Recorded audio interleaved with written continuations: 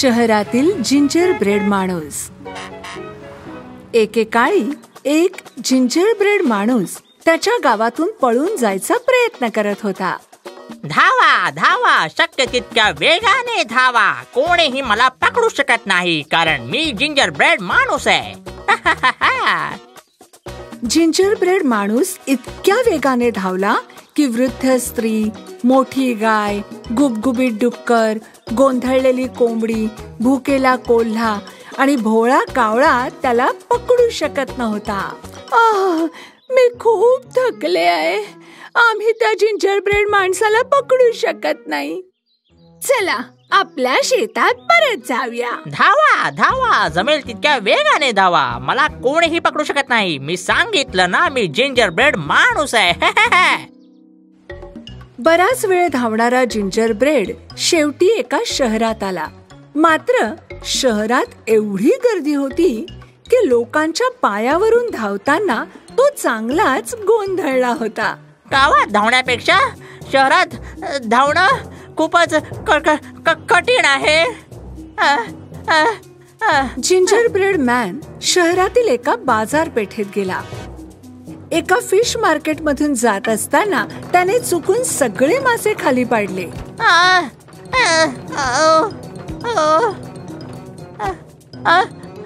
पळा पळा पळा. ज्याचे मासे खाली पडले तो मच्छीमार जिंजर ब्रेड माणसाला पकडायला त्याच्या मागे धावला. मी तुला पकडेन जिंजर ब्रेड मॅन. धाव धाव, शक्य तितक्या वेगाने धाव. पण तू मला पकडू शकत नाहीस, कारण तुला माहिती आहे ना, मी जिंजर ब्रेड मॅन आहे. ये पकड मला.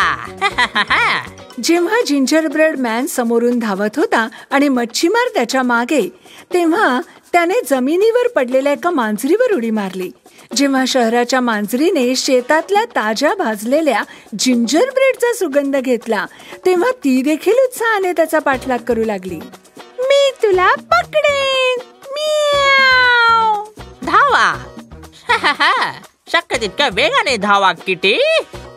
एक मच्छीमार आधीच मला पकडण्याचा प्रयत्न करतोय, पण मला कोणीच पकडू शकत नाही, कारण मी आहे जिंजर ब्रेड मॅन. हो.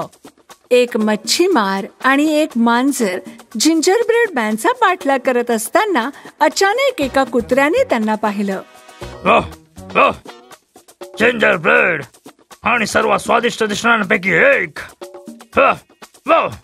पळून जाऊ नकोस, मी तुला पकडून जाईन.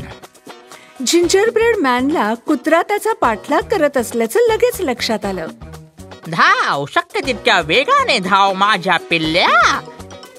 एक मच्छीमार आणि एक चिडखोर मांजर आधीच मला पकडण्याचा प्रयत्न करतायत, पण मला कोणीही पकडू शकत नाही. तोही नाही. कारण मी आहे ginger bread man. Ginger bread माणूस, त्याच्या मागे एक मच्छीमार, एक चिडखोर मांजर आणि एक मोठा कुत्रा जेव्हा शहराच्या रस्त्यांवर धावत होते, तेव्हा एक शहरी उंदराने, ज्याला गल्लीत एक पनीरचा तुकडा सापडला होता, त्याने त्यांना पाहिलं. मला स्वादिष्ट जिंजर ब्रेडचा वास येतोय. मग पनीरची कोणाला पर्वा आहे बरं? मग शहरातील उंदीरही पाठलागात सामील झाला. तुला पाहिजे तोपर्यंत धाव जिंजर ब्रेड मॅन. तू माझ्यापासून कधीच सुटू शकणार नाहीस. धाव धाव, शक्य तितक्या वेगाने धाव शहरातल्या छोट्या उंदरा. एक मच्छीमार, एक चिडखोर मांजर आणि एक मोठा कुत्रा मला पकडू शकला नाही. तूही मला पकडू शकत नाहीस, कारण मी आहे जिंजर ब्रेड मॅन.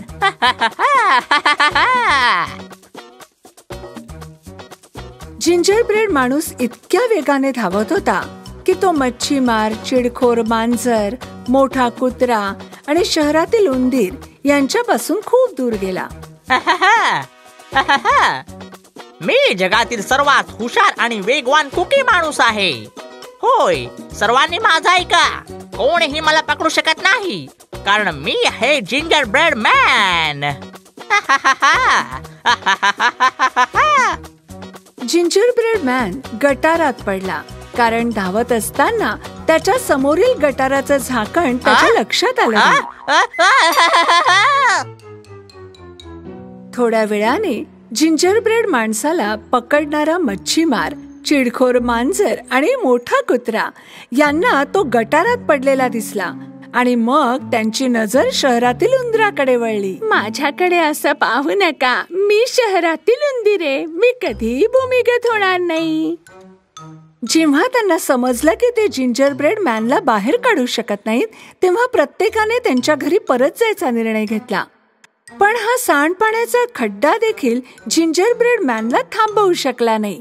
पेस्ट्रीसाठी विलक्षण कौशल्याने तो वर चढला आणि स्वतःला वाचवले. मच्छीमार, मांजर, कुत्रा आणि शहरातील उंदीर सर्वांनी त्याला बाहेर आलेलं पाहिलं. शहरातला एकही खड्डा मला थांबवू शकत नाही, कारण मी आहे जिंजरब्रेड मॅन. जिंजरब्रेड मॅन अचानक शहरातील ट्रॅफिक मध्ये अडकला. शिवाय मच्छीमार, मांजर, कुत्रा आणि उंदीर त्याच्याकडे येत होते आणखी वेगाने. कार आणि सायकली जिंजरब्रेड मॅनच्या डावी उजवीकडून जात होत्या. त्याच्या समोर, त्याच्या मागे, सर्वत्र तो जवळजवळ एका कारच्या खाली येता वाचला. अरे नाही, आता मी काय करू? जर एखाद्या कारने मला चिरडलं ना, तर मी तर गायबच होईन. दरम्यान ट्रॅफिक लाईट वर उभ्या असलेल्या एका धूर्त सीगलने जिंजरब्रेड माणसाला पाहिलं. अरे, जिंजरब्रेड मॅन, आणि तेही रस्त्याच्या मधोमध. माझ्यासाठी थांब जिंजरब्रेड मॅन. सीगल उडत जिंजरब्रेड मॅन कडे गेली. मला वाटतं तुला माझी गरज आहे. तुला हवं असल्यास मी तुला या रस्त्याच्या मधून उडवून नेऊ शकते. पण जर तू मला खाल्लंस तर? काळजी करू नकोस, माझं पोट आज भरलंय, मला नाही तुला खायचं. जिंजरब्रेड मॅनने सीगलवर विश्वास ठेवला आणि तिच्या पाठीवर बसला. मच्छीमार, मांजर, कुत्रा आणि शहरातील उंदीर यांनी जिंजरब्रेड माणसाला सीगलच्या पंखावर बसताना पाहिलं. आता त्याला पकडणं त्यांच्यासाठी अशक्य होतं. ते असहाय्यपणे त्यांच्याकडे पाहत होते. दुसरीकडे सीगल रहदारीच्या वरच्या बाजूने उडून गेलं, सर्वांच्या अवाक्याबाहेर. जोरदार वाऱ्यामुळे जिंजरब्रेड माणूस जेमतेम सीगलला धरू शकत होता. सीगल मित्रा, जरा हळू उड ना, नाहीतर मी वाऱ्यामुळे मागे उडून जाईन. तू जर पडणार असशील तर पड, मी तुला माझ्या तोंडाने पकडून माझ्या पोटात टाकेन. त्यावेळी जिंजरब्रेड मॅन वाऱ्यामुळे पंख धरू शकला नाही आणि खाली पडला. जेव्हा सीगल त्याला पकडून खाऊन टाकणार होती, तेव्हा अचानक तिच्या समोर एक मोठा ढग आला. जिंजरब्रेड माणूस कुठे गेला? दूर जा ढगा, दूर जा. जिंजरब्रेड मॅन इतका भाग्यवान होता की तो मऊ ढगावर पडला. मग तो ढगावरून शिडीप्रमाणे उडी मारून पुन्हा उतरला. त्याने एकदाही थांबून मागे वळून पाहिलं नाही. जसा तो खाली उतरला, तो वेगाने ढगातून ढगांकडे झेपावला आणि लगेच पुढे धावू लागला. धावा धावा, शक्य तितक्या वेगाने धावा. मच्छीमार, मांजर, कुत्रा, शहरातील उंदीर आणि सीगल मला पकडू शकले नाहीत. कोणीही मला पकडू शकत नाही, कारण मी आहे जिंजरब्रेड मॅन.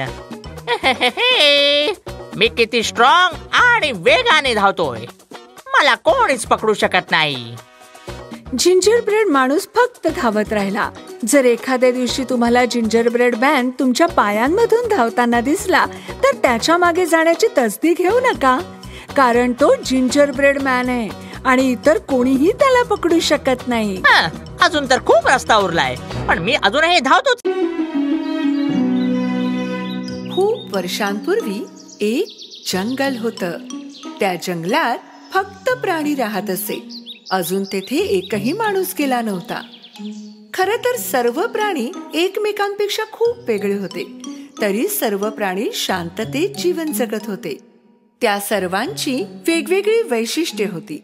उदाहरणार्थ, माकड खूप खोडकर होते, चिपमंक शांत होता, वाघ बहादूर होता, बारशिंगा गतिमान होता, कासव मंद होते, कोल्हा गोलमटोल होता आणि मधमाशी मेहनती होती.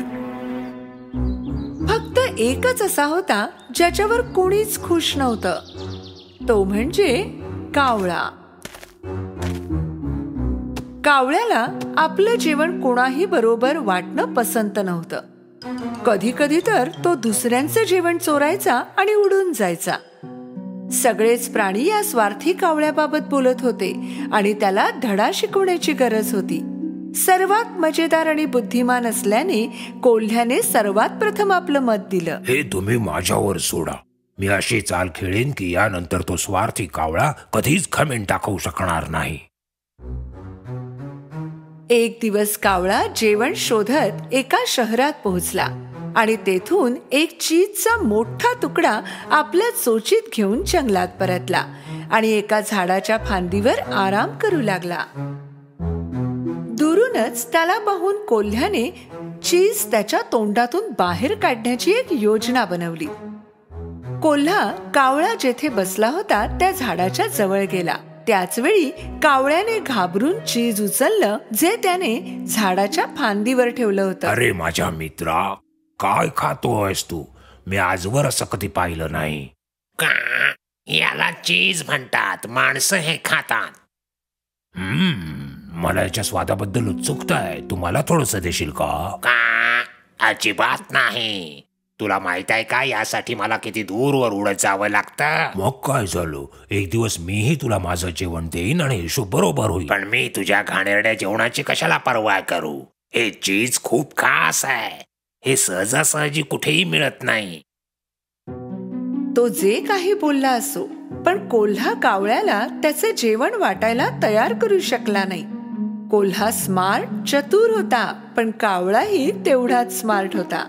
यावेळी कोल्ह्याने आणखी एक योजना आखली. बरं, तू तुझं चीज खा, मला नकोय. पण कमीत कमी मला तुझ्या जवळ येऊन ते खास चीज पाहू तरी दे जे तू माझ्यासोबत वाटायला तयार नाहीस. जेव्हा कोल्ह्याने झाडावर चढायला सुरुवात केली तेव्हा कावळ्याने घाबरून चीज उचललं आणि दुसऱ्या झाडावर जाऊन बसला. यावेळेस कोल्हा दुसऱ्या झाडाखाली गेला जेथे कावळा होता, पण कावळा त्याचं जेवण वाटू इच्छित नव्हता. कोल्ह्याने थोडा वेळ विचार केला आणि आणखी एक योजना बनवली. कावळ्याची नाजूकनस कोणती? तो स्वार्थी आणि घमेंडी आहे. बहुतेक मला जेवण मिळवण्यासाठी त्याच्या याच गोष्टीचा फायदा घ्यायला हवा. हे माझ्या मित्रा, तुला माहित आहे का मी इथे का आलोय? चोचीतून चीज पडू नये म्हणून चोच न उघडताच त्याने विचारलं. को? मी असं ऐकलंय की पूर्ण जंगलामध्ये तुझा आवाज खूप गोड आहे आणि जेव्हा तू गातोस तेव्हा जंगलातले सगळे प्राणी ते ऐकून अगदी मंत्रमुग्ध होतात. जेव्हा कावळ्याने हे ऐकलं तेव्हा त्याने आपले पंख पसरले आणि गर्वाने स्वतःकडे पाहिलं. माझ्यासाठी एक गाणं गाशील का? म्हणजे मी तुझा दिमागदार आवाज ऐकू शकेन आणि माझ्या मित्रांजवळ तुझं कौतुक करेन. कोल्ह्याने शेवटी कावळ्याची नाजूक नस पकडली होती. शेवटी स्वतःवर प्रेम करणाऱ्या त्या स्वार्थी कावळ्याने त्याचं तोंड उघडलं. त्याच्या चोचीतून चीज खाली पडलं आणि ते पकडण्यासाठी कोल्हा तेथे हजरच होता. कावळा चकित झाला आणि जणू एका जागी गोठला. आता हे बघ की तुझं अमूल्य चीज माझ्या तोंडात पडलं आणि खरंच की रे खूप स्वादिष्ट आहे. त्याचा अहंकार आणि आत्मकेंद्रित स्वभाव याच्यामुळे कावळ्याचं जेवण कोल्ह्याला मिळालं. तर माझ्या मित्रा, तू काय शिकलास? कधी स्वतःला इतरांपेक्षा मोठा समजू नये. आपण जे काही ऐकतो त्या सगळ्यावरच विश्वास ठेवू नये. हे कधी म्हणू नये की मी सर्वात चांगला आहे आणि हे विसरू नये की जगात आणखी हुशार डोकी आहेत. कोल्हा हे सगळं बोलला आणि तेथून निघून घनदाट जंगलात हरवून गेला. त्या दिवसानंतर कावळ्याने घमेंड आणि स्वार्थी स्वभाव सोडून दिला. त्याने सर्वच प्राण्यांबरोबर चांगले संबंध बनवले आणि आपलं जेवण सर्वांसोबत वाटलं.